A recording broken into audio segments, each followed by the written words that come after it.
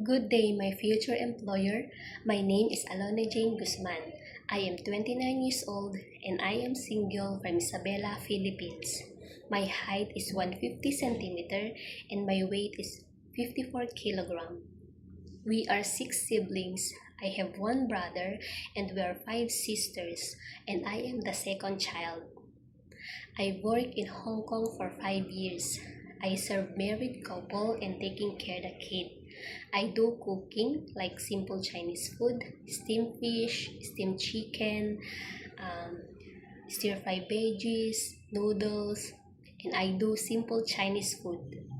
I do ironing, cleaning, washing clothes, and I go market by myself.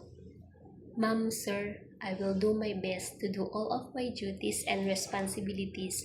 God bless and thank you.